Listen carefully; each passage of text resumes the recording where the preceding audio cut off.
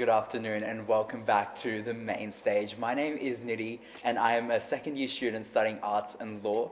Today I'm joined with Vivian Shorty, who is a Global Leadership Program Coordinator here at Macquarie University.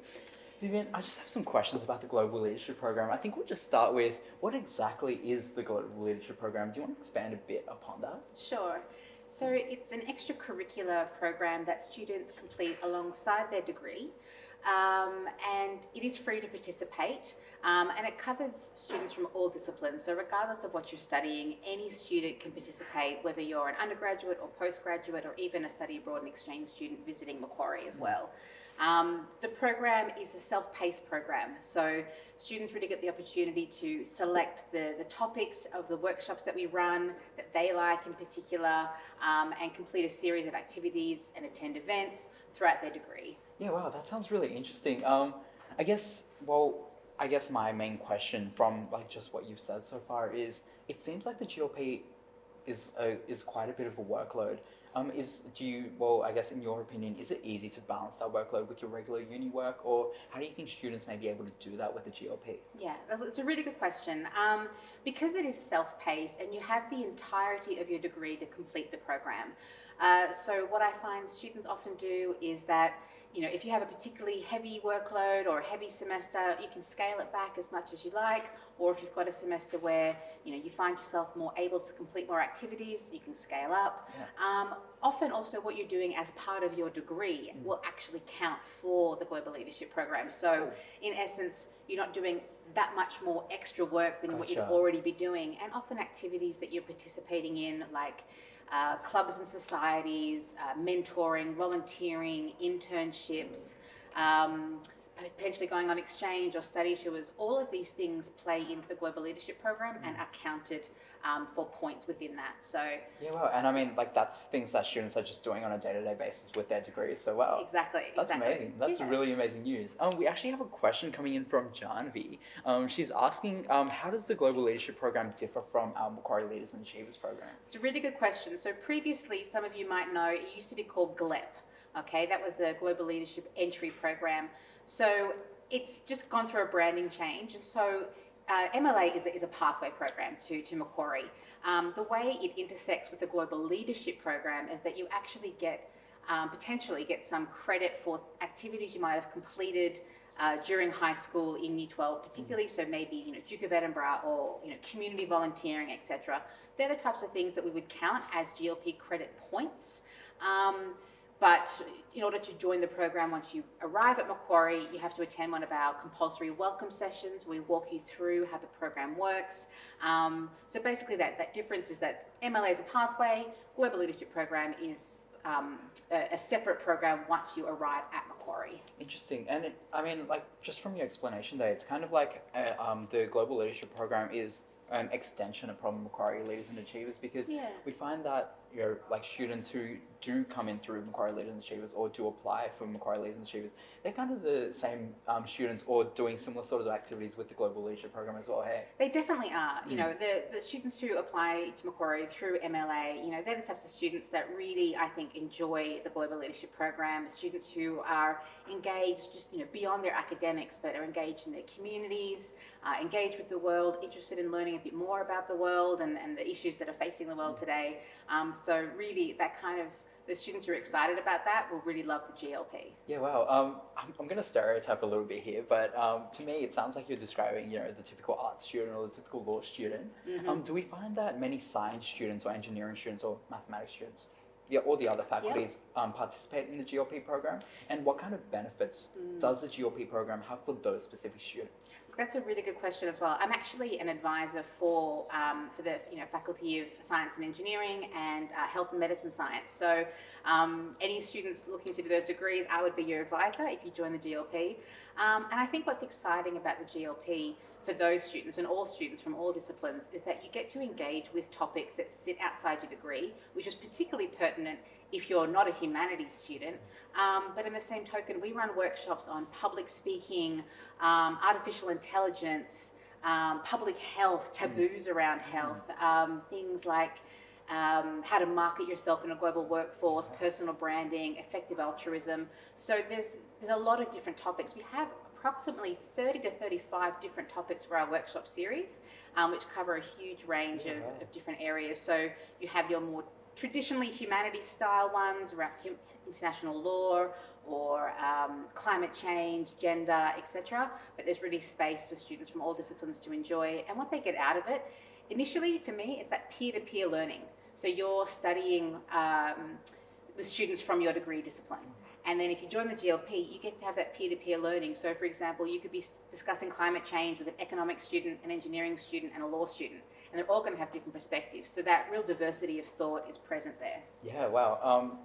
I guess we'll continue on, continue touching upon like the benefits of the program. Mm-hmm. I mean, like what you just said there, just participating in the GLP program or my own experience thus far, I can really see how there is that intersection between all different types of students and all different, basically, I guess, walks of life. Because we do have like mature age students participating in the GLP. We have like the youngest students participating in GLP, and it's so interesting seeing that intersection between all these different worldviews, all these different, pretty much views that people have on different topics. So yeah. Exactly, and look, these workshops that we run, like they're really safe spaces to engage, discuss, debate. They're not lectures, they're really interactive workshops, and we use the term workshop specifically. And so what it allows for is that peer-to-peer learning. It allows for a safe space to discuss sometimes controversial issues. You know, the world's going through a tumultuous time. I mean, it always is, but particularly now. Yeah.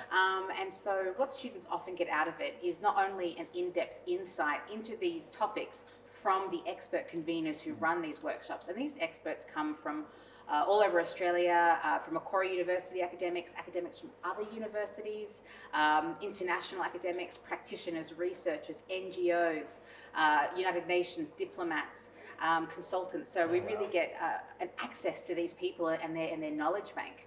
And then beyond that, once students actually complete the program, they walk away with a certificate from us, a transcript of all the activities they've done through the GLP, a letter of reference from the GLP, and it's also listed on your Macquarie academic transcripts and your AHEG, so your Australian graduation statement, education statement. So lots of tangible things there. Wow. And anecdotally, a lot of students has said to us in the past, alumni now, they often reference the GLP in interviews, in graduation applications for grad roles, higher education, etc. So it's something you take with you forever. Yeah, wow.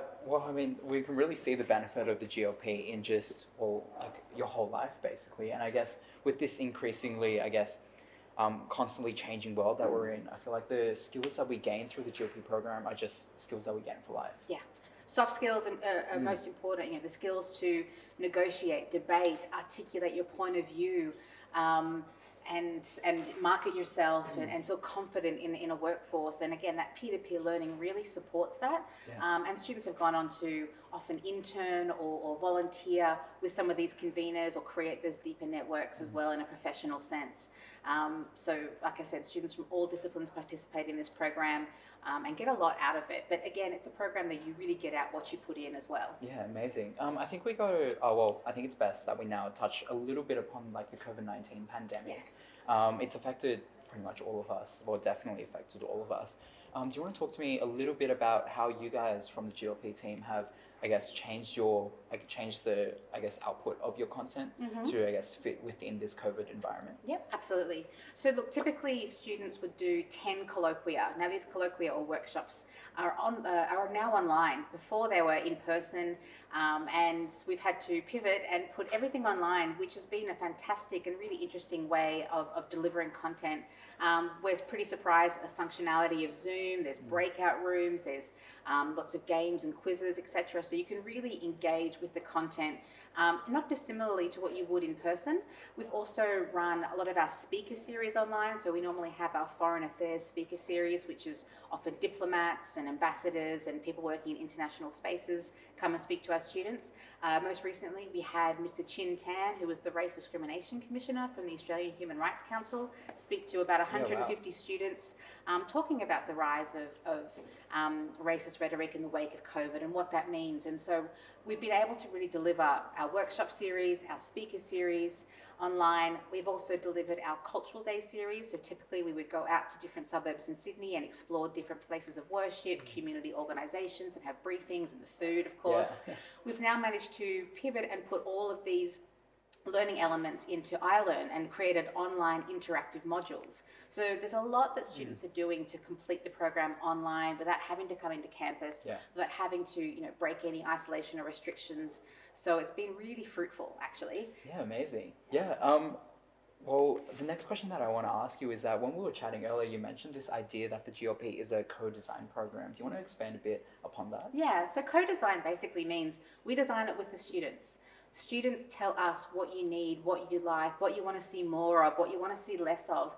And so, in the wake of a lot of social movements, we get students saying, let's talk about this, let's discuss this. So, in the wake of the Black Lives Matter global movement, we've now created a new workshop with a convener running a workshop on racism, on the Me Too movement, on artificial intelligence. So the co-design program really, it means that students get to help us create and shape the program every single year. You shape it for yourselves, but you also shape it for students coming through the program.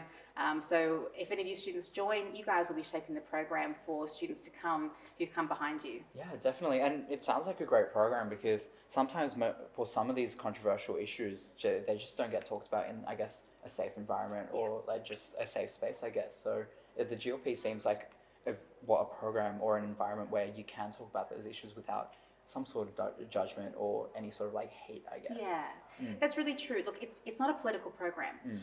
It's a program that it's open to everybody across all political spectrums, all backgrounds. It's just talking about global issues, whether that's sustainability, whether it is gender equality, climate change, international law, business, global markets, geopolitics. And so a diversity of thought is always present, and it's facilitated by these conveners because they are subject matter experts.